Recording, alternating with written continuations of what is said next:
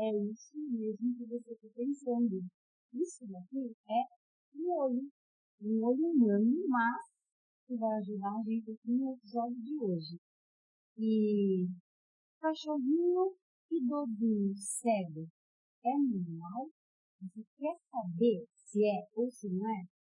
Fica aqui comigo. Vou deixar você pegar sua água, seu refri, sua pipoca. Depois da vinheta eu volto e eu tenho um montão de coisa para te contar. Fica de olho, hein? Já volto.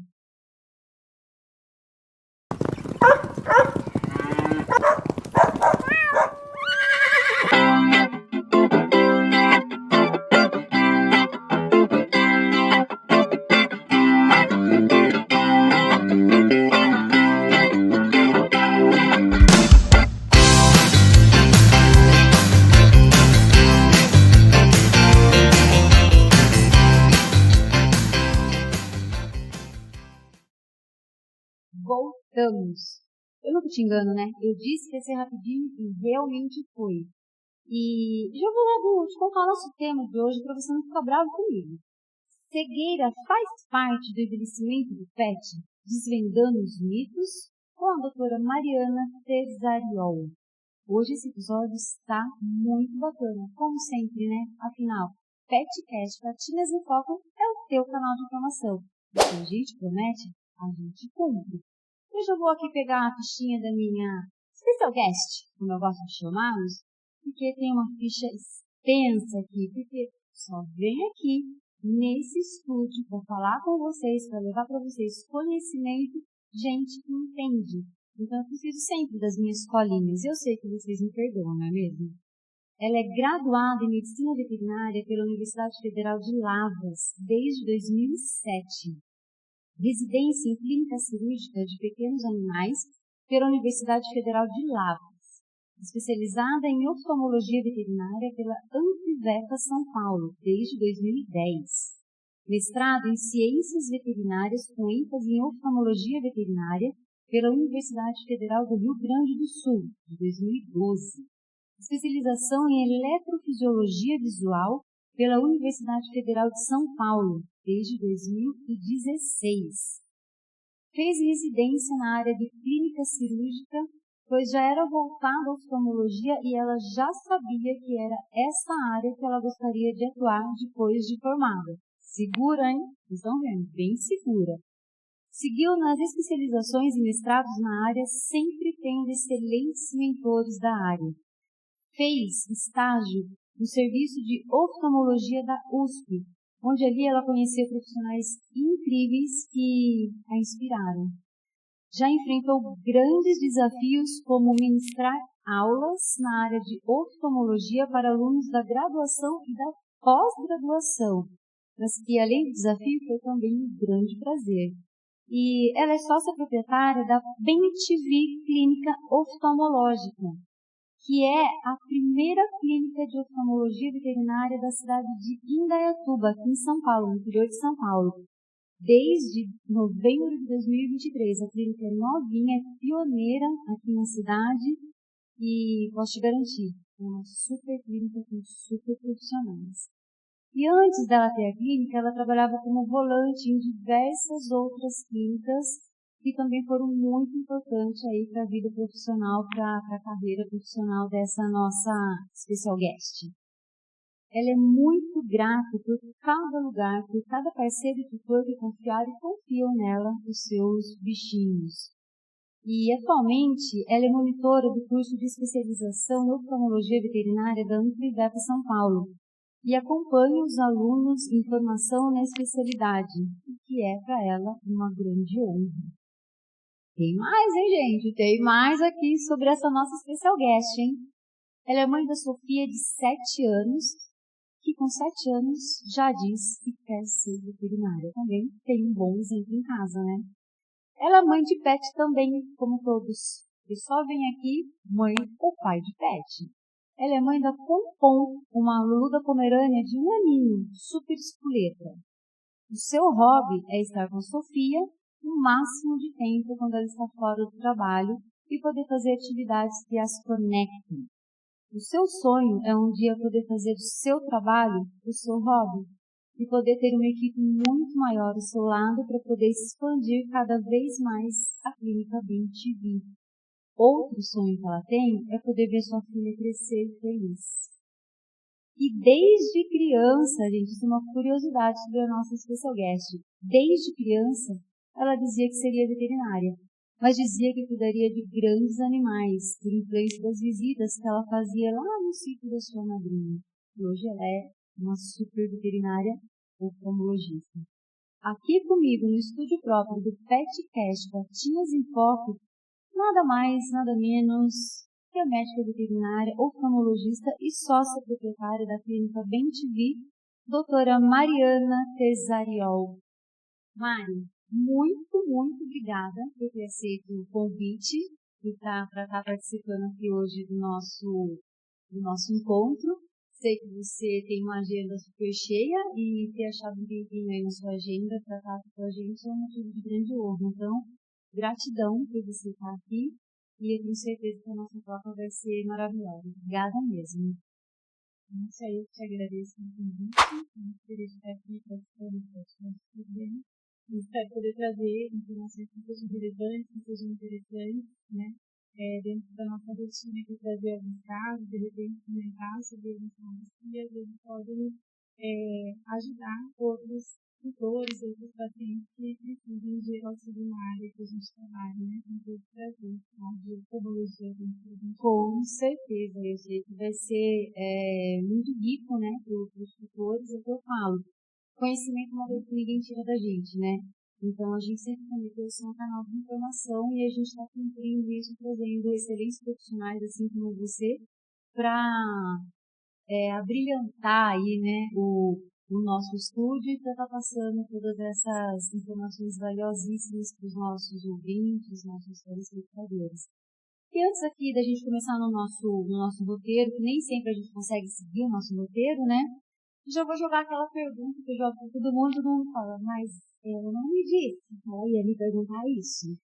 Vamos lá, eu conheço você como oftalmologista, você já até consultou uma gatinha minha, né?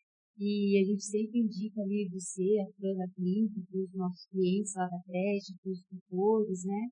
Então, sei que você é a Mari Calmo, sei que você é uma super profissional, mas quem é a Mari para isso?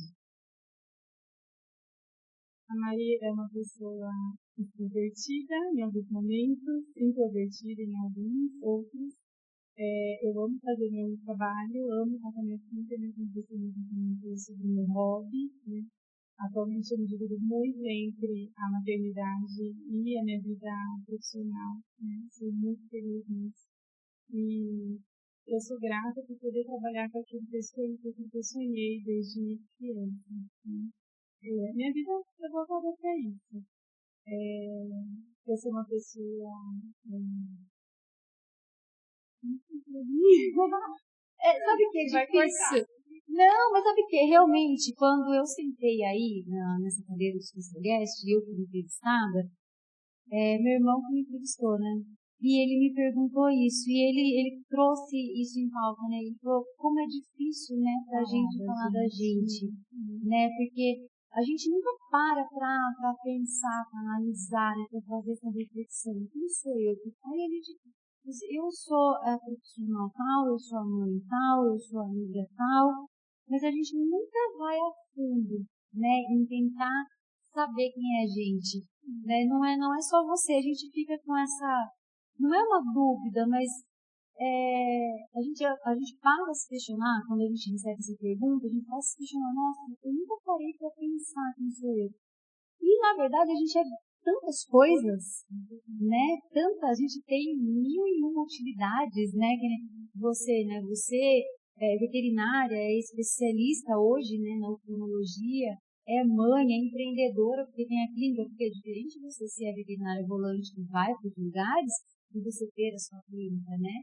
Então, a hora que a gente vê, a gente fala, cara, eu tenho muita coisa, né? Eu sou grande demais. Porque, às vezes, a gente não tem esse olhar com a gente mesmo, né? A gente precisa, às vezes, até entender que a gente é foda demais. A verdade é essa, né? E eu te conhecendo como profissional aí, eu posso assinar aqui, pegar a caneta e assinar embaixo que você realmente é tudo isso e muito mais, né? Mari, deixa eu aproveitar aqui, eu já vou te engatar uma outra pergunta aí. Que aqui na nossa bichinha está falando que você, desde criança, queria ser veterinária, né? Geralmente as pessoas sentam e falam, não era isso que eu queria, mas aí foi o que aconteceu. Mas você não, desde de criancinha. Como que entrou esse desejo na sua vida? Eu sempre quis ser veterinária. Eu sempre tive pet, né? Desde que eu pequena. Nós tínhamos uma poodlezinha desde que eu tenho 3 anos, mais ou menos. Eu sempre fui muito apegada, sempre cuidei, assim, né? Mas eu sempre tive muita dó. Então, quando ficava doente, quando precisava de algum suporte, alguma coisa, eu sempre tive muita dó. E a minha mãe ainda perguntava, você tem certeza que você vai conseguir fazer veterinária, que você vai conseguir cuidar, né? Porque chorava, ficava super triste e tinha dó mesmo. Mas aí eu tinha essa certeza que era isso que eu queria fazer, né? E então eu fui voltando todos os meus estudos para o vestibular de veterinária, né? Eu tenho dó, até hoje eu tenho dó, a gente nunca quer ver, né, um pet sofrendo, com dor, mas eu sei que eu estou ali para fazer o melhor para ajudar e aliviar, né, esse sofrimento. Então, desde criança eu sempre já tive vários pets e sempre cuidei e continuo cuidando dos meus, né, e dos... Nunca teve dúvida, era isso mesmo. Você queria mexer com grandes. Quando eu era criança, assim, pequena, sim, porque visitava a fazenda, né, sítio, ficava encantada, né. Depois, conforme eu fui crescendo, como eu fui tendo menos contato com os grandes animais, aí eu acabei ficando voltada mais para os pequenos mesmo, que estavam mais dentro do meu dia a dia, né. E na faculdade também, eu acabei voltando, assim, quase toda a minha formação é voltada para os pequenos animais. Já fiz curso até de oftalmologia equina e tudo, mas acaba que não é uma área que eu atuo, né, de forma constante. Então, se precisar de algum suporte ou outro, até consigo fazer, mas normalmente eu acabo indicando para quem tem isso mais na rotina, né. E a oftalmologia, né, quando você fazia a faculdade, a graduação, você já pensava que era oftalmologia mesmo que você ia se especializar? Quando eu estava na minha graduação, eu tive 4 aulas voltadas para a oftalmologia veterinária, né, que ficava dentro da grade de cirurgia. E a partir daí eu me encantei com as 4 horas de aula que eu tive. Nas férias seguintes, que eu fui para a USP fazer estágio, né, eu fiquei um mês lá, mas eu entrei ali sem saber nada sobre oftalmologia. E foram 30 dias, mas assim, 30 dias excelentes, né? E quando eu estava indo embora, que eu estava começando a entender um pouco mais, né? Acabou, né? Então eu fiquei com aquele gostinho de que eu queria mais, que eu queria aprender mais. E depois eu fui voltando toda a minha formação para essa área. Eu já tive a certeza de que era o que eu queria trabalhar. Eu não sei dizer exatamente o porquê, né? Mas me encantou desde essas 4 horas de aula. E aí eu fui voltando para isso. Tanto que depois que eu me formei, eu fui fazer residência em clínica cirúrgica, porque era o que englobava os atendimentos voltados para a oftalmologia, né? Dentro da minha faculdade. Então, a partir daí eu fui voltando para essa área. E deu certo. Graças a Deus eu consegui. É legal quando a gente sente esse chamado, vamos dizer assim, né? A gente não sabe explicar o porquê, mas me encantou. A gente gravou com a doutora Kátia Dermato, que você conhece, né?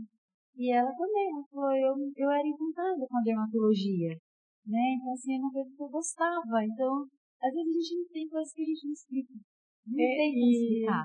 Eu acho que eu tive a oportunidade de acompanhar grandes profissionais, sabe, na área, assim, isso foi me encantando mais, né, me inspirando cada vez mais, né, ter bons mentores, ter professores que também gostam daquilo que fazem, eu acho que te inspiram também, né, então eu acho que isso foi muito importante durante a minha formação. Com certeza. Esse mesmo estágio, né, que eu fiquei 30 dias ali, eu tive a oportunidade de acompanhar pessoas que sabiam muito da área, né? E eu falava, nossa, um dia eu quero ser assim, quero saber tudo, né? Que eles sabem, né?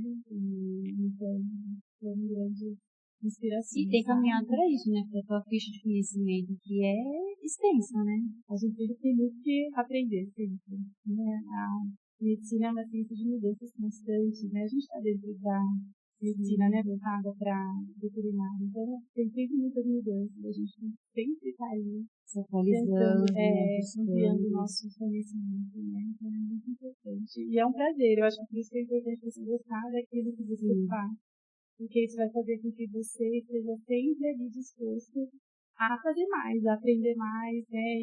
E ter prazer nisso, né? Não só com aquele olhar de obrigação, né? Tem que fazer porque tem obrigação. É bem diferente, né? Você se formou e logo depois você já fez a especialização? Foi rápido? Eu me formei, aí eu fiz residência em clínica cirúrgica, depois eu fui fazer a especialização em oftalmologia. Quando eu fiz meu estágio pela USP, eles estavam abrindo a primeira turma de especialização em oftalmologia pela Universidade de São Paulo, né? E só que eu ainda estava formando, ainda não tinha como entrar, mas era o meu sonho fazer a especialização. E aí, depois que eu terminei a minha residência, eu acabei entrando para especialização. Enquanto eu cursava, eu era plantonista, né? Trabalhava em um hospital veterinário, lá na cidade de Valinhos, trabalhei por um tempo lá. Trabalhei em Campinas também, que eu sou de Campinas. Você é de Campinas. Então, trabalhei por um tempo, então, enquanto eu fazia a especialização, eu trabalhava, né? Eu acho que é uma coisa importante que te traz bagagem também, né? Os atendimentos, a parte de oftalmologia está muito relacionada a alterações clínicas também. Então, é importante que a gente olhe o nosso paciente como um todo, né? Não só o olho em si, né? Tem muitas coisas envolvidas, né? Muitas doenças sistêmicas que geram sinais oculares, né? É importante que a gente olhe como um todo desse paciente. Né? Então, acho que foi importante, né? Foi muito importante ter passado pelos plantões, pelos atendimentos clínicos, enquanto eu estava na especialização. E aí, quando eu terminei a minha especialização, eu fui fazer um estágio no Sul por 2 meses, na área de oftalmologia, dentro da Universidade Federal do Rio Grande do Sul, com o professor Vidal, uma referência na área de oftalmologia. Só que o meu estágio coincidiu com a prova de mestrado de lá, né? Então eu trabalhava, eu pedi demissão, eu ia para lá até esses 2 meses, e aí eu tinha a intenção de, quando voltasse desse estágio, começar a atender só na área de oftalmologia. Mas enfim, eu acabei indo, fiz a prova, então eu estava lá, eu não sabia para ninguém que eu ia fazer a prova, né? Eu fiquei preocupada se ia dar certo ou não, mas era um sonho também. E acabou dando certo, botei no prova e acabei morando lá por 2 anos e fiz meu mestrado nessa área, né, de ciências veterinárias com ênfase em oftalmologia. Porque, na verdade, a gente, como mestrando, fazia os atendimentos, né, do hospital veterinário da faculdade da área de oftalmologia. Então, foram 2 anos, assim, intensos, né, e eu amei estar ali, fiz grandes amigos, tive grandes referências, grandes inspirações também lá dentro, né, e depois disso eu voltei, fui para São Paulo e aí fui trabalhar em serviço de oftalmologia veterinária também com grandes profissionais. A oftalmologia está aí dentro, né, meio enraizado já em você, né. Que bacana, e é legal porque assim, a gente trouxe ali uma mega bagagem mesmo, né? Eu tive a sorte, né? Eu tive muita sorte de ter bons profissionais sempre próximos, assim. E eu acho que passar por várias escolas, né? Então, estágio em locais diferentes, você faz especialização na escola, faz mestrado em outra, né? Você consegue trazer um pouquinho, sim, de tudo que é bom de cada lugar, né? Que você passou. As boas referências, né? Em todo lugar você aprende um pouco. Então, faz uma agrupada aí, né? De bons conhecimentos, exatamente, em vários lugares. Eu senti muita sorte de estar pegada de bons profissionais. Nossa, legal, porque a gente não conhece a história, né? É muito bom a gente conhecer a história, saber, né, o que motivou, o que aconteceu, né? Para aquela pessoa que a gente vê com tanta admiração, né? Qual é a história dela? Bacana. Fiquei encantada, eu não imaginava tudo isso, não. Ô Mari, mas a gente vai entrar aqui no nosso tema dos bichinhos, né? Que a gente está falando aí da cegueira no cachorrinho idoso, né? Muitas vezes a gente acha que é normal, né? O cachorrinho, eu lá na creche, né? Eu tenho muitos cães que são idosinhos, né? E tem vários que perderam a visão. E aí você vai falar, meu filho ceguinho, é velhinho, é ceguinho. Então, é mito isso, não é normal. Como que a gente pode definir isso? Na verdade, não é normal, né, que o paciente fique cego com a idade, né? Pode acontecer, né, se houver alguma alteração patológica, né, uma doença que favoreça a perda de visão ao longo da vida desse paciente. É tanto que todo paciente idoso vai ter perda visual, né? Aí a gente precisa tentar descobrir o que está causando essa dificuldade para esse paciente, né? Mas não é, normal, pode ser comum, né? Mas não é normal. E o que pode levar no cachorro cegueiro? A gente tem várias alterações que podem favorecer, né? Principalmente, eu acredito que para animais idosos, a gente pensa em catarata, né? Que é uma causa comum de perda visual, mas é uma causa reversível, né? O que é muito bom. Catarata é aquela pelinha? Tem uma pelinha que fica na frente, assim, no olho? A catarata é uma opacidade lá dentro do olho. É como se fechasse uma cortina, né? Dentro do olho desse paciente. Quando ela começa a se desenvolver, é como se fosse uma cortina de voal, que é um tecido mais transparente, então ele consegue ter visão através daquilo. Mas a partir do momento que ela começa a amadurecer, ela vai ficando menos transparente e vai permitindo ali somente uma passagem de luz, sem definição de imagem, sabe?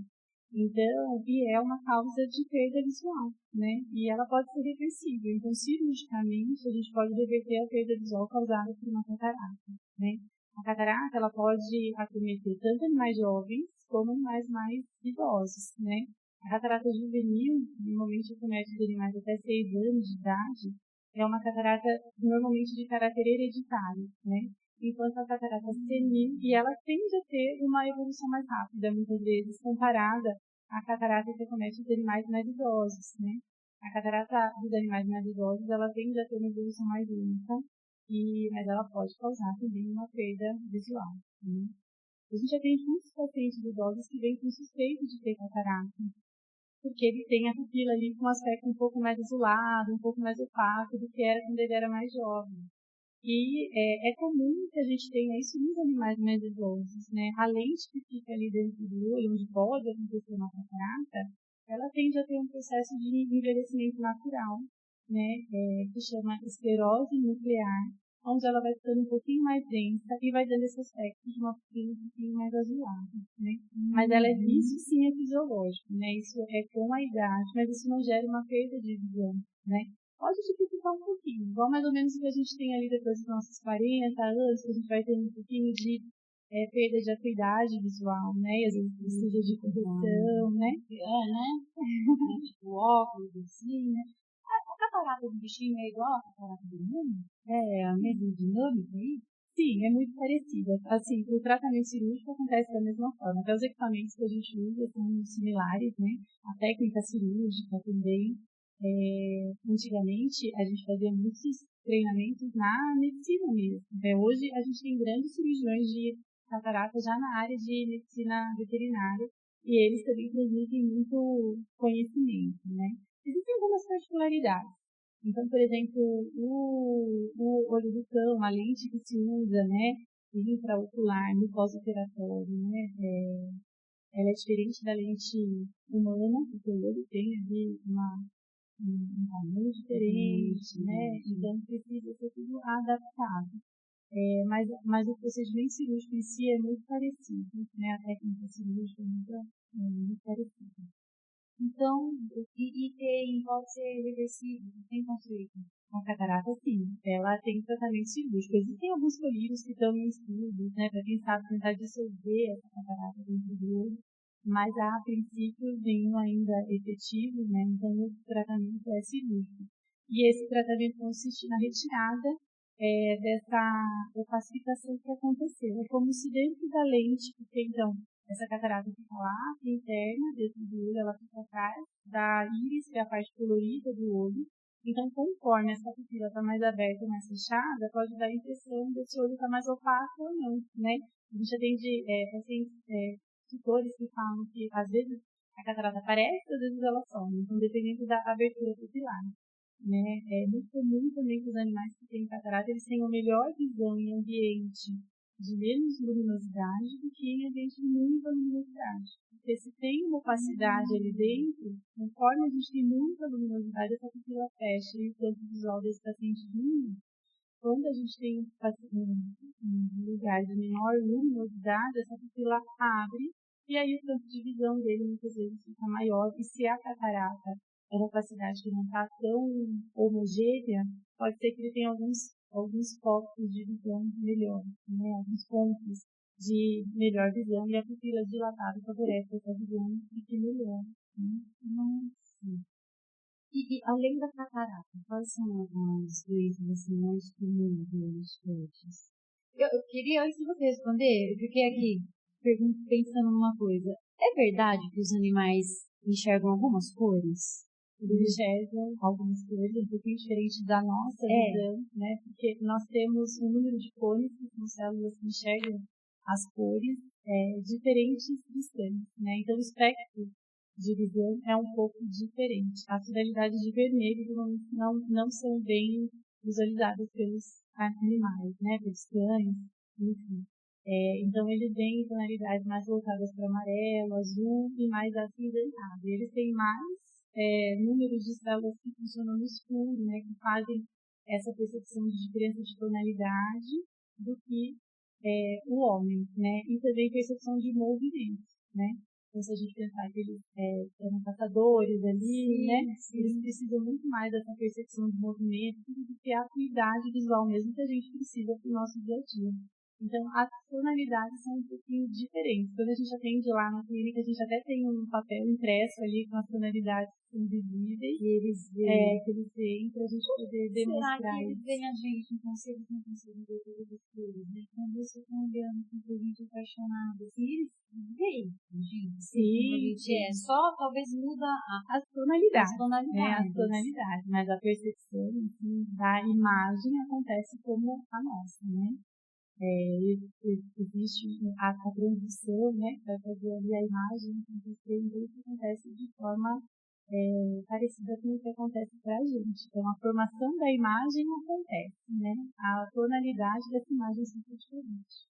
Muito. A gente é uma creche, a gente ensina Bob TV, né? E é o dia todo, o TV é grande, né? Então, assim, cachorrinho, e eles assistem, eles param, eles ficam assistindo. Esse dia eu até filmei uma cachorrinha que estava lá hospedada e ela estava assistindo a TV. E eu fiquei me perguntando, falei, o que será que ela está vendo aí, né? Porque é um jardim imenso, mostrando, vários cachorros brincando, e uma fundo, e ela está parada olhando. Pensei, será que ela está olhando porque ela está vendo toda essa imagem ou por conta do barulho que está na cachorro latindo, barulho de bolinha? E se ela estiver vendo, será que ela está vendo ali? Então eles veem a imagem, não igual como a gente.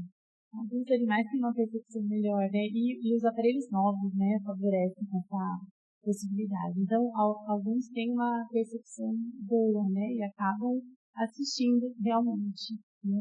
É até bonitinho de ver, né? Graça. Maria, eu quero que você fale sobre essas doenças, do que a gente não vai seguir, né? Que você fale sobre as doenças, né? Que podem acontecer, as mais comuns. Mas me tira uma outra curiosidade. Quando o nosso bebê já está idosinho, né? E ele perdeu ali uma boa parte da visão. Mas a gente percebe que eles se adaptam, né? Eu tinha uma cachorra, uma Tititinha, e ela perdeu a visão por conta do diabetes. E ela ficou cega mesmo, a gente percebeu, e eu acho que eu até sei o dia que ela ficou cega. Mas depois, ela super se adaptou, ela sabia onde estava a água, ela sabia onde tinha degrau, ela sabia certinho onde era o cantinho para fazer xixi. Eles se adaptam mesmo, é instintivo isso? Como funciona isso neles? Eles têm uma boa capacidade de adaptação. Se a gente pensar nos cães, por exemplo, o principal sentido deles não é a visão, né? Acaba sendo o faro, né? O olfato, né? Acaba sendo o principal sentido deles. Então, eles se adaptam bem. Normalmente, um animal que perde a visão, ele está bem adaptado ao ambiente que ele vive, mais ou menos ali em 3, 4 meses depois da perda de visão. Principalmente quando essa perda de visão é aguda, né? É algo súbito. Então, eles têm, às vezes, um tempo maior para se adaptar. Mas a gente atende, às vezes, pacientes que têm uma perda lenta, uma perda gradual dessa visão, e eles vão se adaptando ao ambiente que eles vivem. Então, seja sempre o mesmo ambiente, né? Isso que eu ia perguntar, então nada de ficar mudando os de lugar. Uma vez eu atendi um pitbull durante meu mestrado, e ele veio por conta de uma perda visual, e o doutor achou que essa perda tinha sido aguda, porque eles mudaram de casa, e a partir do momento que ele foi para essa casa nova, ele começou a demonstrar muita dificuldade visual, né? Se bater nos obstáculos, né? E só que pelo exame oftalmológico dele, ele já tinha essa perda visual há muito tempo, porque era uma retina totalmente atrofiada, sabe? Então, o fundo do olho dele dava sinais de que já havia uma doença ali em curso, né, naquele olhinho, e esse olhinho já não estava funcional há bastante tempo. Só que, normalmente, o que caracterizaria ali uma doença que chama atrofia progressiva de retina, né? Então, é como se essa retina fosse gradualmente perdendo a sua função, e eles vão se adaptando ao ambiente pela perda gradual, né? Mas é perceptível pra gente? Pode ser perceptível. Às vezes esse animal fica mais mais inseguro em alguns ambientes, né? Por exemplo, normalmente o sinal principal é principalmente perda de visão noturna, na maioria dos casos de atrofia. Então, quando apaga a luz, quando está em ambiente de menor luminosidade, às vezes esse animal está ficando mais inseguro. Então, é algo que, às vezes, é o que traz esse paciente para passar em atendimento até com a gente, né? Existem raças que são pré-dispostas, tem a faixa etária que normalmente acontece, né? Eu ia perguntar isso. Tem esse lance de raça? Porque a gente às vezes fala, raça X tem essa predisposição para problema de fígado, outra raça assim.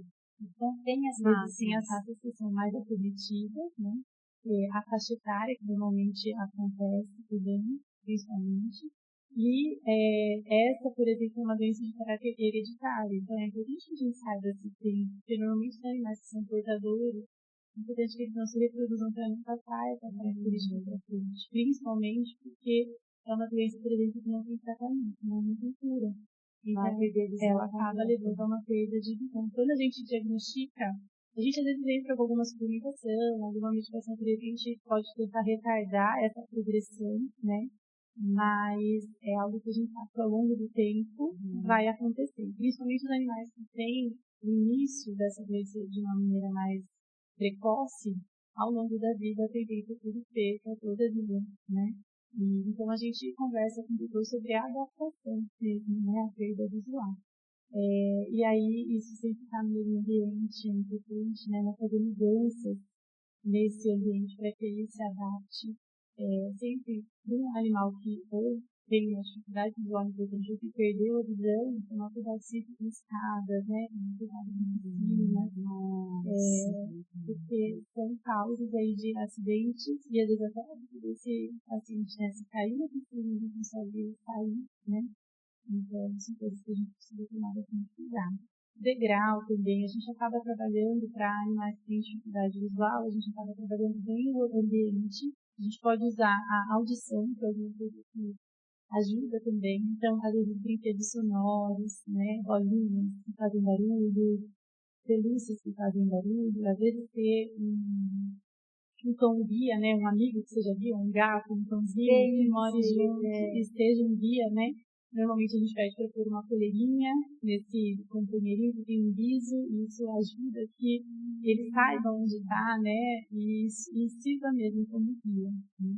Então tem várias coisas que a gente pode trabalhar, de repente deixar um som ligado bem baixinho ali onde está o potinho de comida, de água, ele vai saber que naquela direção está ali, né, o alimento e a água para que ele se direcione para lá. Então a gente vai trabalhando outros sentidos e normalmente eles acabam se adaptando bem, né?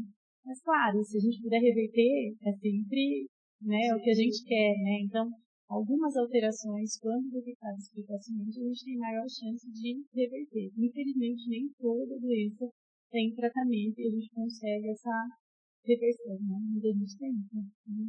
E quais são as doenças mais comuns aí, né, que você está acostumado a ver, e já vou engajar uma atrás da outra aí, né? E dentre as doenças mais comuns, né, como que a gente consegue detectar ou prevenir, se existe uma forma de prevenção, né? O que você consegue me passar aí? Assim, a gente tem uma gama de alterações que podem acontecer, e principalmente relacionadas a cada raça, né? Então, tem raças, por exemplo, o Pug, é uma raça que tem uma predisposição a ter uma doença que chama serotipo pigmentar, do Pug, né? E hoje mesmo, eu atendi uma Pug de 4 anos, com bastante pigmentação na forma, e ela veio por um déficit de visão, né? E é como a visão dela é como se ela usasse um óculos muito sujo, um óculos escuro e muito embaçado. Mas ela está bem adaptada. Então, na minha sala de exame, ela não se bateu em obstáculo nenhum. Mas ela tem dificuldade, principalmente para pequenos objetos, né? Que foi o que o relator também hoje, né? Então, a gente estava ali conversando. E é uma alteração que, quando ela é detectada precocemente, a gente tem mais chance de reversão e principalmente de estacionar essa alteração, né, através tanto de tratamento medicamentoso, então com uso de fluidos, como também tratamento cirúrgico, né, que pode ser feito para complementar essa abordagem e tentar retardar a progressão dessa doença, né, que pode levar a uma perda de visão ao longo da vida desse paciente. Isso como que a gente faz para conseguir diagnosticar de uma forma precoce? E seria interessante para todos os nossos pacientes, né, para todos os pets, né, seria interessante que anualmente eles passassem avaliação oftalmológica, né. Quando eles são jovens, anualmente é o suficiente. Quando eles são mais idosos, o ideal seria que passassem por 6 meses, para que a gente consiga detectar alterações de forma mais precoce. Quanto antes a gente determina que está acontecendo alguma alteração ocular, tanto a gente pode entrar com tratamento para melhorar, né, para reverter ou então curar, né, totalmente esse paciente. A verdade é que a gente deveria de olhar os nossos pets da mesma forma que a gente olha para a nossa saúde, né? Estou falando de pessoas que cuidam da saúde, porque tem gente que nunca vai no médico, nunca faz um exame, né? Mas geralmente as pessoas procuram fazer um check-up anual da saúde. Então, acho que realmente, né, o ideal é que a gente fizesse isso com os nossos animais, porque até se você faz esse check-up, você fez esse ano, tá tudo bem, você faz no próximo ano, deu alguma coisa, você sabe o que está acontecendo nesse período de tempo. E aí, acho que até para tentar ali uma linha de tratamento no protocolo, é muito mais assertivo do que chegar lá, como você falou, né, que fez o exame nesse cachorro, né, na última parte do livro, já tinha um problema já há bastante tempo, né, e através do exame você conseguiu ver isso. E os exames mostram isso, dá para ter mais ou menos uma margem de tempo de quanto aquele animal está sofrendo daquilo. A gente sabe, às vezes, pela evolução de cada alteração, né? Mas existem exames que são específicos também e vão mostrar pra gente, por exemplo, se essa retina, né, que é onde ele capta a luz, se ela vai funcionar ou não, quão funcional ela está, quanto ela está funcionando. Então, existem exames que a gente faz na clínica, voltados, que eles complementam a nossa avaliação durante a consulta. Então, a gente faz em um segundo momento, né? Mas a consulta em si, ela já engloba uma avaliação bem completa, né? Então, a gente já consegue determinar muitas coisas com uma simples consulta de oftalmologia, né? Em alguns pacientes, a gente pede exames complementares, tanto de oftalmologia como gerais, né? Mas, na maioria das vezes, a consulta em si já elucida muitas coisas, né? A gente já consegue ajudar bastante o nosso paciente com a nossa consulta.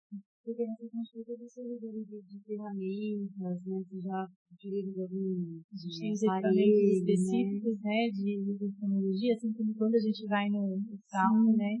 Então a gente faz telemetria, faz exame de fundo de olho, a gente faz testes para saber como é que está a função final desses pacientes, avalia como um todo, né? A gente tem muitas alterações de conformação palpebral em algumas raças, e essas alterações de pálpebra, elas atrapalham ali a funcionalidade, né, como um todo do olho, porque ela traz opacidade, traz proteção. E quanto mais crônico fica, mais atrapalha esse paciente. Então, na nossa consulta, a gente avalia como um todo, né? Desde a parte externa ali, dessa região ocular, até a parte mais interna, né? Avaliando a rotina, neurológico, né? Já é uma consulta que consegue ser bem completa. Você está falando de secreção, né? A gente sempre vê que os amarelinhos, tudo normal, assim. Pode ter um pouquinho de De manhã, muco. acordar com a amarelinha. Pode ter um pouquinho de muco, né? A lágrima é composta de várias substâncias, né? Dentre elas tem gordura, tem muco, tem água, né? E quando a lágrima evapora, quando a água da lágrima evapora, muitas vezes sobra ali um pouquinho de muco, um pouquinho de gordura que acaba acumulando. Alguns pacientes que têm presença de pelos, às vezes nessa região de pontinho, acaba tendo esse acúmulo principalmente nessa região de canto nasal, né? Que a gente chama. Mas tende a ser algo bem discreto, às vezes uma coloração mais esbranquiçada, meio gelatinosa, mucosa. Então, um pouquinho dessa secreção a gente pode considerar como normalidade, né? Agora, se é uma secreção que tem que ser limpa várias vezes ao dia, se é uma secreção que está com uma coloração amarelada, esverdeada, que vem acompanhada, às vezes, de desconforto, de coceira, né, olho vermelho, aí é algo que realmente está fora do normal e precisa ser investigado, né? Mas acordar Às com a vezes, melequinha no dormiu, um igual a gente, assim. pouquinho pode acontecer. Quando a gente tem tempo muito seco, né, o ambiente que favorece mais a evaporação natural desse paciente, acaba favorecendo um pouquinho desse acúmulo. Mas não de forma em grande quantidade, né, nesse sentido de limpeza constante. Mas a gente, tipo, a gente pode limpar de manhã, pegar uma casa de 2 minutos de fluido de volta, Se você fisiológico com água filtrada, pode fazer a limpeza dessa secreção, né, com cuidado, sempre fugindo, tirando, né, dessa região da superfície do olho, mas pode sim. Eu perguntei porque lá na creche, né, quando os cachorrinhos chegam, dormir da manhã, chega todo mundo com o zoinho na beleza. Aí a gente limpa, né, então a gente para, limpa o olho de todo mundo, né, pra ficar, porque senão, nessa hora, senão fica uma melequinha, então a gente já virou nossa rotina lá, né. Mas aí agora eu pensei, como assim, certo? Tem algumas raças que têm uma predisposição maior a ter secreção oculina, né? Tem raças que têm o olho muito exposto, o olho muito aberto, a pálpebra muito aberta, e essa exposição também favorece um dessecamento maior da superfície ocular, né? Então, favorece mais acúmulo de secreção também, uma evaporação mais rápida dessa lágrima, né? E a qualidade da lágrima, às vezes, também não é tão boa, então também favorece que essa lágrima evapore mais rápido e faça mais secreção nesse paciente que o olho fica mais ressecado também. Então, se isso acontece, a gente precisa tomar algumas providências, né, entrar com tratamento, de repente, para tentar melhorar isso, né, melhorar a qualidade do funil final, que é a lágrima desse paciente, né, e dar mais conforto, porque acaba que esse ressecamento também favorece o desconforto, coceira, né. Esses cachorrinhos de geralmente assim, mais viradinho, de tipo shih tzu, bulldog, bolinhos pra fora, esses cachorros têm mais predisposição que mais família. Eles têm mais predisposições, principalmente as alterações da superfície ocular, né? Então, por exemplo, lesões de córnea, né? Eles têm mais predisposições também a ter alterações de pálpebra, então, posição de cílios, que às vezes vem com anormalidade, posição de pálpebra também mais anormal, por conta das pregas na barba, e né, de corpo de muito nessa região do intestino que faz com que essa pálpebra deles tenha algum grau de inversão, então alguns deles toquem a superfície do olho, né? Coisa assim, pode acontecer. Esses pacientes, eles têm essas predisposições, né? E além disso, tem o olho mais exposto. Alguns pacientes têm menor sensibilidade da superfície do olho, então eles são mais predispostos a traumatizar e tudo, né? Então, normalmente, essas raças que têm olho mais exposto têm mais alterações na superfície ocular. Agora, internamente, aí varia um pouquinho de acordo com as raças e com as doenças. A gente tem, por exemplo, doenças sistêmicas, a própria doença clínica do carrapato, por exemplo, que é algo que pode acometer, né, animais de toda a raça, faixa etária. Ela pode ter sinal ocular, como uma inflamação intraocular, por exemplo. Então, trazer sequelas graves, né, consequências graves para esses pacientes, e independente da raça, independente da idade. Nossa, eu tô bem abrangente, né? Porque assim, não é só a questão da catarata, a questão da uso de forma, que muito fala lá na creche, né? Ah, fulano lá na creche, está depressado, porque tá com câncer. Ou então, assim, tá sendo invertida na palma, invertida. Quer dizer, existem outras doenças que podem comprometer a visão também, que podem prejudicar a visão também. Vai muito além, né? É um universo, né? Muito amplo, assim. Então, por isso que é importante que esses pacientes sejam sempre avaliados, né? Para saber se ele tem alguma predisposição. Às vezes tem alterações de olhos que deveriam ter, por exemplo, a involução de alguma estrutura ali depois do período embrionário, depois que nasceu. E tem pacientes que não têm essa involução, então tem alterações ali que são congênitas, né? Então, presente desde o nascimento, que às vezes a gente só vai ver lá pra frente, e que já estão trazendo sequelas maiores, né, mais importantes desse paciente. Então, seria interessante que a gente pudesse ver desde tudo, né? Se você pensar um conselho, né, tem seu bichinho, acabou de pegar seu bichinho, já passa um check-up bonitinho. É interessante, né? É importante que ele seja, às vezes passando pelo clínico geral, na hora que vai fazer a vacina, né? O clínico muitas vezes já vê alguma coisa que chama a atenção e já fala, olha, acho que vai passar com o imunologista, né? Então, os clínicos acabam sendo atentos, né? São grandes parceiros nossos e ajudam bastante nessa detecção precoce de alterações, sabe? Você vê, assim, há muito tempo atrás, a medicina veterinária era focada, né, só em clínico, né? Hoje a gente tem muito isso, né? Que bom, né? Que bom que tem avançado assim.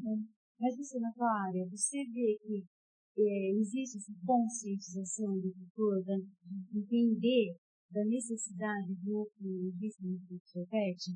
Porque a gente entrevistou a Kátia, né, dermatologista, a gente entrevistou a Samara, dermatologista, a gente falou com nutricionistas, nutrólogos, anestesistas, enfim, várias especialidades, e todos eles falaram, né, que está diferente, né, e você tem sentido isso? Tem tido essa cultura, essa responsabilidade maior hoje? Sim, eu acho que, assim, quando eu me formei, as especialidades estavam começando, né? Estavam começando a ficar mais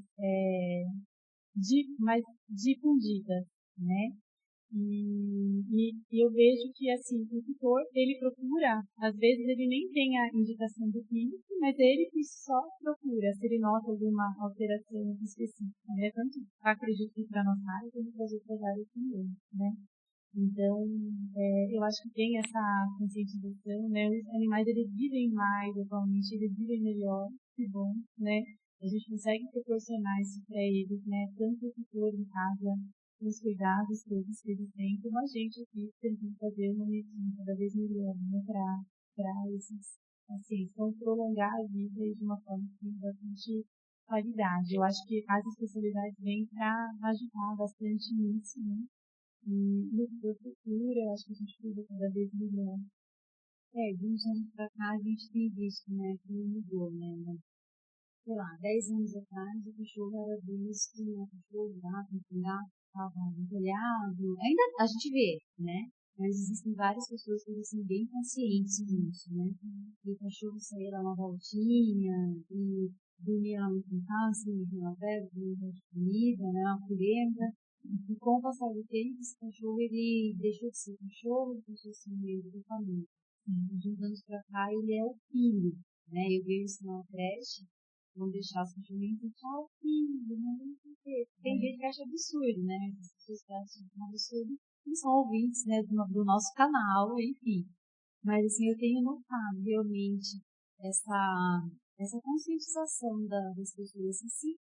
E, assim, a medicina veterinária tem avançado cada vez mais, né? Eu acho que tem em termos de valorização profissional, né? Porque a gente escuta muita gente falando, o veterinário fulano não ama, né? Porque imagina, é mas se ele não cobrava, eu falo isso do médico, né? Do médico do mundo, mas o veterinário cobrava uma cultura mercenário, né? Então a gente precisa de um melhoramento nesse sentido, né? Da valorização do profissional. Mas a medicina veterinária, no meu ponto de vista,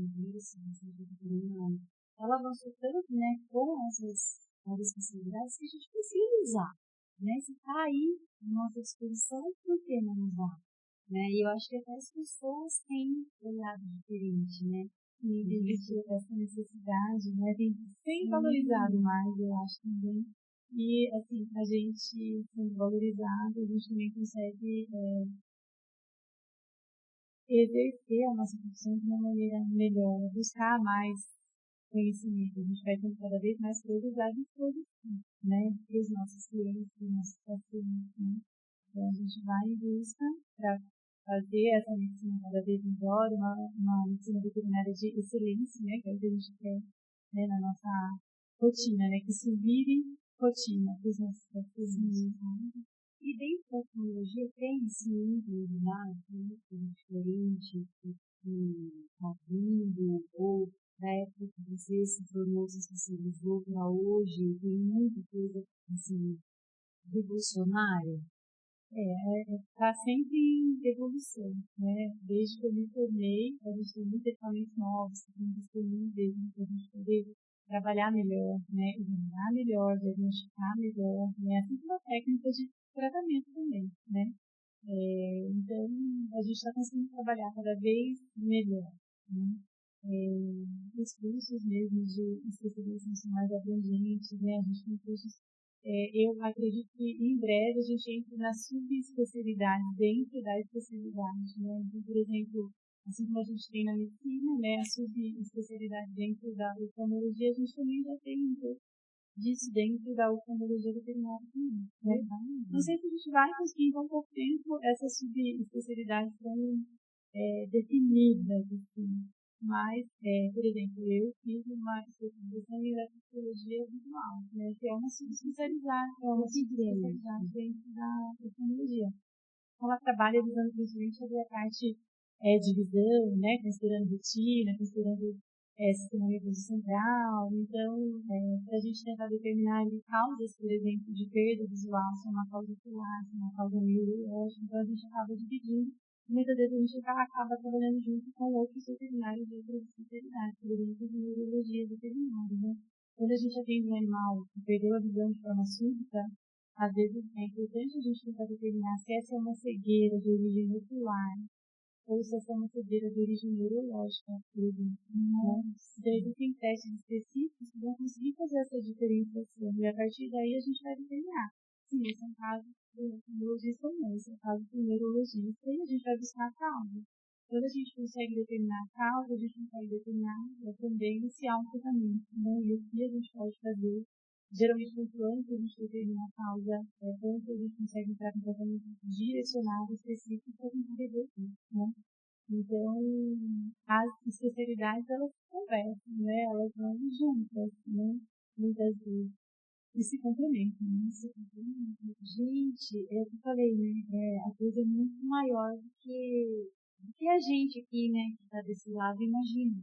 Né? A gente desse lado, a gente às vezes nem sonha que tem tudo isso por trás, né? Porque quando você recebe um monte de informação, assim, você fica com essa cara que eu tô aqui na sua frente, assim, né? Nossa, verdade, tudo isso. Mas é mágico, né? É um universo assim, amplo e eu acho que isso que encanta, né? A gente como um órgão tão pequenininho, né? E tem tantas coisas, né? A serem estudadas, né? E tão importantes, né? Para a gente poder trabalhar, né? Ô, Mari, e lá na clínica, né? Você e a Fran, né?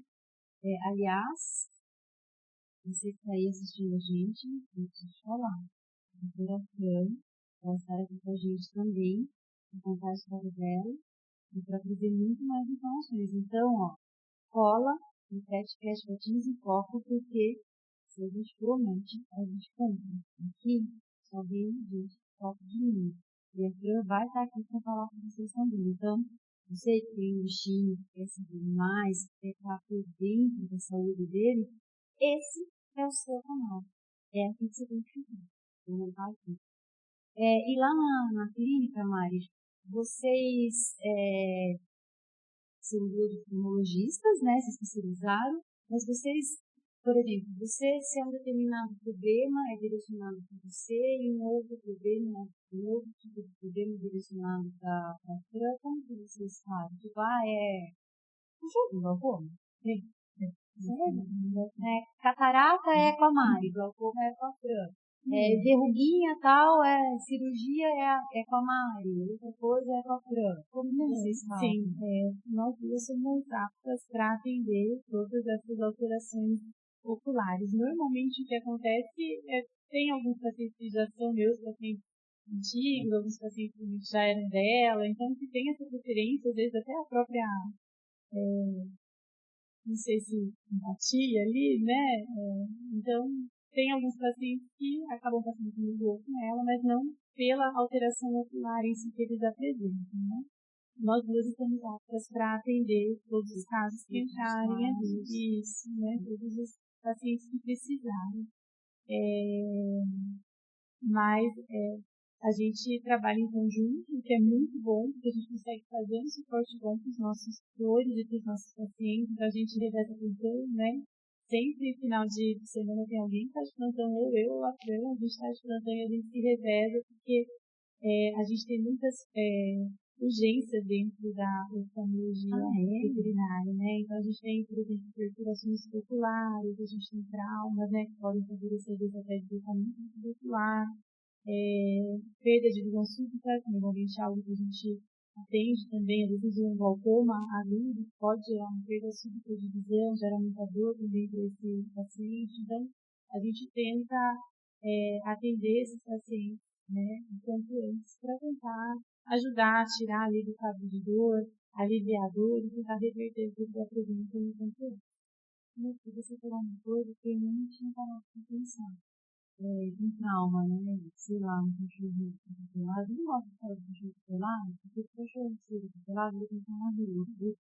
Eu não consigo entender porque um cachorro estava na rua, né? Então, não consigo entender. Mas, sei lá, enfim, um acidente, alguma coisa assim, pode acontecer de uma hora para outra e precisar realmente de um oftalmologista. É nesses momentos que vocês são chamados aí para, em caso de emergência, nesse tipo de caso. Sim, às vezes o próprio tutor entra em contato com a gente, ou às vezes o serviço de atendimento de urgência dentro dos hospitais veterinários também contam com a nossa ajuda, né, com o nosso trabalho. Então, eles entram em contato. É sempre importante, assim, por exemplo, frente a um atropelamento, a uma briga, né, se esse animal for direcionado a um atendimento em hospital 24 horas, eles vão dar o suporte, mas eles têm algo a mais, porque o olho é importante, sem dúvida nenhuma.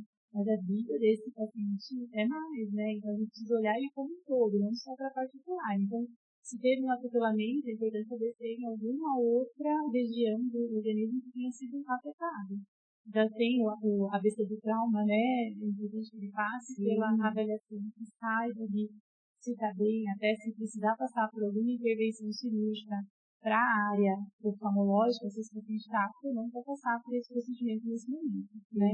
Então, frente a traumas dessa característica, né, passar por um atendimento clínico também é importante, e às vezes eles direcionam depois para a gente, ou chamam, em alguns casos a gente até se direciona para esses hospitais e faz o atendimento lá se for necessário, né? Então a gente trabalha sempre em conjunto. Eu lembrei, um dos meninos que trabalham na creche, resgatou uma gatinha, tem meses já, tem 20 anos. E a gata estava abandonada no baldinho e com o olho para fora, enorme, grande, para fora, toda ensanguentada, com a boca. Não sei, eu acho que ela puderam, sei lá, bater, né, uma gatinha. E ela pegou, socorreu, levou, e eu lembro que depois ela contando, falado que chegou no lugar que ela levou, e falaram, ainda a gente tinha que chamar a oftalmologista. Tanto que a gatinha tinha que tirar. Não conseguia, não tinha nem como, porque o olhinho dela estava inteirinho para fora, e ela perdeu os 2 alunos, mas assim, ela ferrou em casa, né? Essa menina cuidou, fez isso, conseguiu cuidar e ficou com a gatinha. Mas mesmo sem as olhinhas, sem enxergar nada, ela estava super adaptada, e ela já tem uma outra gatinha cega, de um olhinho. Então, essa outra gatinha que é cega de um olhinho que ajuda a outra que está cega de 2 olhinhos. Mas foi uma situação assim, que encontraram e a primeira coisa que viram foi chamada para o neurologista imediatamente, porque não era a área dele, né? Sim, não tinha muita coisa. E a gente tenta ali aliviar, né, esse sofrimento que está fazendo dor, que pode gerar outras complicações, né, também. Um quadro grave, o pilar ele pode favorecer, por exemplo, uma infecção sistêmica. Né? Então, a gente precisa tentar reverter o controle, né? E, por exemplo, a ampliação que foi feita com essa gatinha, talvez ela é necessária, embora a gente tente não fazer, né? Não queira fazer, não seja algo que a gente queira que seja rotina dentro do nosso. A gente faz, realmente é necessário, né? Se esse olhinho é funcional, se está fazendo dor, se está fazendo decidido desse paciente, né? A gente vai poder ser melhor para esse paciente, conseguir na vida dele, qualidade de vida, né? E o olho dói. Não é, né? Eu nunca tive uma dor no olho. Assim, sabe, eu tive uma úlcera de córnea recentemente. Eu nunca tinha tido úlcera de córnea. Eu sei que os meus pacientes chegam com bastante sensibilidade quando tem úlcera, que é uma ferida, né? A úlcera de córnea é uma ferida na superfície do olho. E a gente tem alguns casos que normalmente, quanto mais superficial essa lesão, mais dolorida ela é. Porque as terminações nervosas, elas ficam na superfície da córnea. Então, úlceras que são mais profundas normalmente são menos dolorosas para esses pacientes. A não ser que ele tenha, junto com a úlcera, no caso de inflamação popular, ou né, um glaucoma, alguma outra coisa que gere dor. Normalmente, as lesões superficiais acabam sendo mais doloridas do que as profundas. Eu tive uma úlcera recente superficial no meu olho, eu bati no pincel de rímel na minha córnea, fiz uma lesão superficial e pequena, realmente muito, muito dolorido, né? Então, eu me coloquei ali no lugar dos meus pacientes, né? Como precisou de suporte mesmo. E a gente, sempre que a gente tem chamadas, né, na clínica, em que é relatado que o animal está com dor, dificuldade de abertura da pálpebra, porque muitas vezes a dor vem acompanhada dessa dificuldade de abertura da pálpebra, né? A gente tem que encaixar o quanto antes, né? A gente já tenta encaixar no dia, às vezes a gente faz a fora do horário de funcionamento normal da clínica para poder aliviar, né? Muito dolorido mesmo. E quanto mais superficial, geralmente, mais dolorido é, né? Mas quanto mais profunda essa lesão de córnea, mais grave ela é, porque mais tendência ela tem, muitas vezes, esse olhinho romper, né? De fazer uma perfuração e aí trazer mais consequências para esse paciente. Então, úlcera de córnea é sempre algo grave, porque se ela é superficial, a gente tem que sair do risco dela complicar, né? E se ela é profunda, a gente tem que tentar sair do risco desse olhinho perfurar, né? Então, a gente tenta fazer o suporte ali o quanto antes. Os casos de úlceras profundas, que são profundas, normalmente são casos cirúrgicos, né? Onde a gente precisa fazer um suporte de fazer, muitas vezes, enxertos na superfície da córnea para tentar dar suporte e evitar que essa córnea se rompa, né? Esse olhinho se rompa. A gente tem, assim, uma gama, né, de operações muito diversificada, né? E exige bastante cuidado. Então, assim, trabalhar com a plana, né, estar em conjunto, a gente poder trabalhar junto é bom porque a gente consegue ter a nossa vida pessoal, né, e associar isso ao melhor suporte possível para os nossos pacientes, né.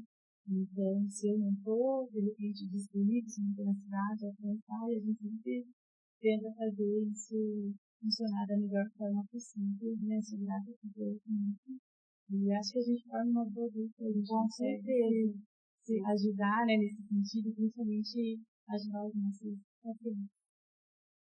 Muito interessante tudo isso que eu falei, conhecimento e informação uma coisa muito da gente, né? As pessoas podem tirar qualquer coisa da gente, até a dignidade da gente, né? Mas conhecimento é uma coisa muito segura, né? Mari, a gente está chegando no fim e eu queria que você me falasse, você trouxe um olho aqui pra gente, né, pra gente ver. Eu queria que você me explicasse. É um olho humano, mas ele é bem parecido com o olho do cachorro, né? Sim. Do gato também ou não? Também. É. Anatomicamente é tudo muito parecido, né? O gato tem ali uma forma, né, de pupila diferente, elíptica, né? Ela é em fenda, né? Ela é um pouquinho diferente em termos de abertura pupilar e tudo mais assim.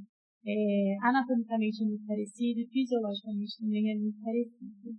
Então a gente mostra sempre esse modelo anatômico, né, para os nossos tutores, principalmente para explicar sobre catarata, porque muita gente vem com essa questão de que é uma película, né? E Foi o que eu falei, né? acaba que ela mas ela fica dentro do olho, né? Ela fica ali atrás da abertura pupilar, né?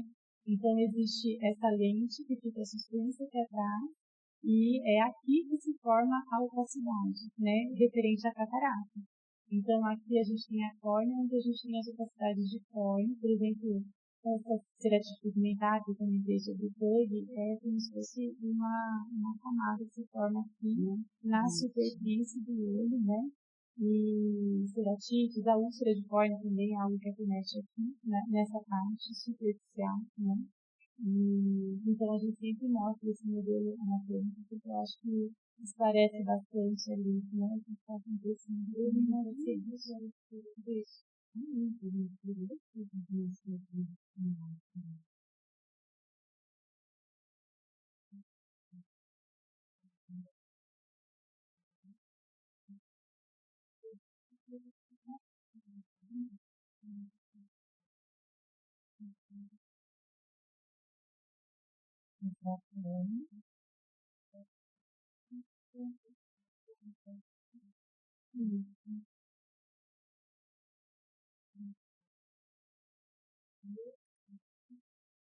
É a lente, que é o cristalino, né? Que geralmente falava da princípio do cristalino. E aí é onde pode se desenvolver a catarata. E aí que se desenvolve também a esclerose da lente, desse processo de envelhecimento natural que acontece dentro da lente. Às vezes também pode gerar uma pupila um pouco mais azulada com o passar da idade. E aí isso também é dentro da lente. É dentro da lente.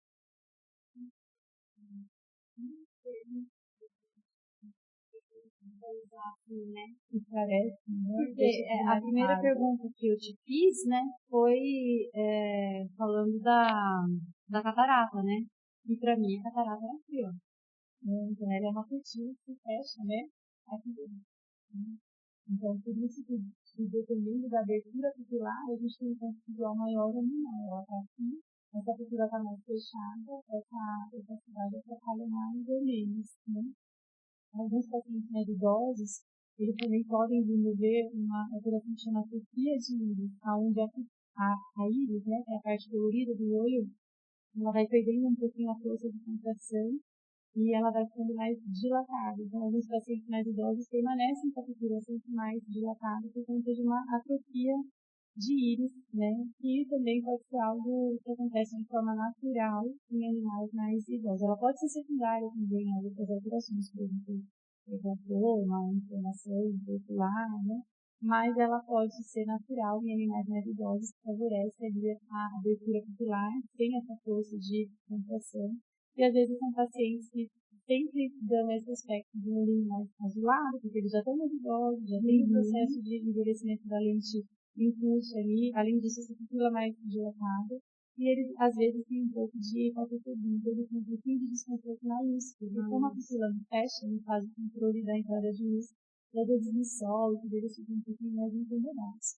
Mas isso é algo que não vem acompanhado de outras alterações. Porque a fotofobia, por exemplo, que é o desconforto da luz, também pode acontecer em olhos que estão inflamados, né? Mas normalmente vem com outras alterações. Às vezes mudança na coloração do olho, então o olho fica com um aspecto mais azulado, mais esbranquiçado, com dor, mais vermelho, também a parte branca do olho ali mais avermelhada, né? Então, os olhos têm que ser avaliados por um todo, exatamente. E dar a devida importância, né? De não deixar assim super fluido. olhar outras coisas, não olhar para olhar outras coisas e não olhar para os olhos. Olha que coisa. Os olhos são tão importantes, né, que é através deles que a gente olha tudo, né? Então, a gente precisa olhar com cuidado, olhar né? com cuidado, Olhar atenção, né? Dos olhinhos, né? E diante de tudo isso, o que você dá de conselho assim, para o tutor, né, para manter uma boa saúde aí do seu bichinho, né, uma forma geral, né, doenças comuns, o que você aconselha? Pensando na parte de oftalmologia, né, a gente sempre fala para os nossos tutores, frente à alteração do desconforto ocular, vermelhidão nos olhos, mudança na coloração dos olhos, percepção de alguma dificuldade visual, né, dor, é importante que esse paciente seja trazido para atendimento, né. Se é um animal que está saudável e está tudo bem, normalmente, se ele é jovem, normalmente passar em atendimento é algo que é importante. Se ele é mais idoso, já tem outras alterações, passar em atendimento em intervalos menores, às vezes a cada 6 meses. Se tem doenças que estão em tratamento, às vezes a gente vai determinando com o tutor, né, o melhor intervalo possível para que a gente acompanhe e deixe o quadro mais estável possível, né. Mas é importante também que o tutor saiba que muitas doenças sistêmicas, por exemplo, a própria diabetes, né, a doença surgida pelo carrapato, né, a eritose, por exemplo, são doenças que podem gerar alterações oculares, né, e de sintomatologia variável, né. Então, sempre que a gente atende, a gente senta, conversa com o tutor, a gente fica ali um tempinho conversando, tentando investigar, né, o que está acontecendo como um todo, e depois a gente parte para o nosso exame oftalmológico, mas a gente vai guiado ali pelas informações que estão sendo trazidas, né. A diabetes é uma causa de perda visual por catarata, mas é algo irreversível cirurgicamente, então a gente pode pensar sobre isso, né? Quando a gente já tem um alto diabético, a gente tenta avisar essa diabetes junto ao endocrinologista e ao clínico geral. Depois a gente parte para o tratamento voltado para a parte ocular, né? Os dois, melhor. Mas a gente precisa sempre ter a parte clínica estável primeiro antes de pensar na parte ocular, né? Então, é importante que isso seja feito, né? E a gente vai sempre junto, trabalhando junto com o clínico geral, com as outras especialidades, né? Está tudo integrado, né? Sim, sim, é uma engrenagem, né? Uma coisa puxou, e aí começa onde? Começa em casa, com o tutor, observando, com cuidado, tendo um olhar diferente do seu bichinho. Aproveita aí, deixa as suas redes sociais, se você quiser, né? Tem Instagram, né? A clínica, se você quiser, deixa as redes sociais, para o pessoal acompanhar o seu trabalho, é importante. Aqui da clínica, nosso Instagram é dentv.oftalmobete. E aí vocês podem acompanhar um pouquinho da nossa rotina, né? Não é sempre que dá para a gente poder explicar, mas a gente tenta deixar uma página informativa para que vocês possam acompanhar. E a minha página é Mari.Ferreira, no Instagram também. Pode adicionar lá? Pode. Mari, será que tem alguma informação que ficou que a gente não conseguiu conversar, que você quer deixar falar aqui, que a gente falou também tanta coisa, eu nem sei se a gente seguiu o roteiro, porque aquilo que eu falei, a gente começa a conversar, um assunto puxa no outro, né? Mas você teve alguma informação que você acha que a gente deixar, que a gente não encontrou? A clínica, eu acho mais referente ao nosso atendimento da clínica, né? Para quem veio a gente precisar de algum suporte na área de oftalmologia. A gente tem a clínica, a gente viu todos os anos, agora em novembro, né? A gente está trabalhando. E a gente tem atendimento de urgência, se for necessário, e a gente também atende nos horários comerciais que moram no mercado, então, para fazer os agendamentos. Não sei telefone. Não tem problema. Depois, na hora que eu editar o vídeo, eu coloco lá. É de tão automático, né? Mandar o cartão virtual, já manda, então não precisa ter que dizer. Mas depois eu posso colocar na edição do vídeo, né? E é isso, eu acho que é olhar com olhos de dor, né? Tentar ali, estar sempre atento a estar acontecendo por aqui, está acontecendo. Legal, olhar com olhos de dor, verdade. Eu quero deixar aqui com você uma lembrancinha do nosso podcast, a nossa caneca, onde você toma tua água lá na clínica para você lembrar da gente. Depois da ceninha dela também. Exatamente. Obrigada. Exatamente. E quero agradecer imensamente a tua presença aqui, né? A nossa própria ainda 1 hora já levantaram o tempo e como sempre eu finjo que não vejo. Eu não olho com olhos de ver para quem ainda 1 hora, porque a gente está aqui conversando e é ruim a gente ter que encerrar, né? Mas a gente precisa encerrar e quero agradecer por você ter vindo, por essa entrega que você deu pra gente, foi muito importante, muito gratidão mesmo.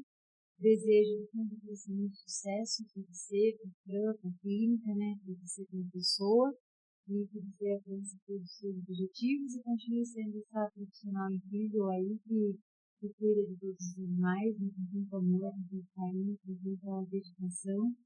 E é isso. Muito, muito obrigada mesmo por ter aceito o nosso convite, Mara. Eu que agradeço, espero que eu contribuísse, né? A gente vai sempre ter a disposição de fazer, né? Pode fazer cada vez mais informação. Muito obrigada, pelo carinho. Pelo convite, é uma honra estar aqui. Obrigada. Estava na lista lá já há bastante tempo, né? Que a gente, às vezes, não dá, a agenda não... É difícil conciliar, né? A agenda com vocês veterinários, né? É difícil. Eu entendo, porque eles são ótimos profissionais, então está sempre ali cheio de as tarefas profissionais do dia a dia mesmo que a gente está fazendo, então a gente entende. Mas que bom que eu certo de fazer um bom sorte para ver a planta também. Fiquei muito feliz por você estar falando bem, e aí vai também poder contribuir bastante. Obrigada. E é isso, gente. Você que acompanha a gente, eu também tenho que te agradecer por ter ficado com a gente até agora, né? Gratidão de coração por estar sempre acompanhando os nossos episódios. E a gente está cumprindo o que a gente prometeu lá atrás, né, quando a gente começou com o canal, que é levar para você informação, conhecimento, entretenimento no mundo animal.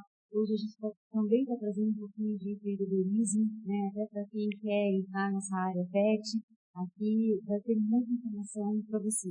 Então, te agradeço imensamente, ajuda a gente a divulgar o nosso canal, ajuda a gente a crescer, para a gente continuar fazendo isso que a gente se propôs a fazer há praticamente 1 ano atrás. Muito, muito obrigada por ter estado aqui com a gente. E um super beijo, um beijo, um abraço e até o nosso próximo episódio. Tchau, gente. Obrigada.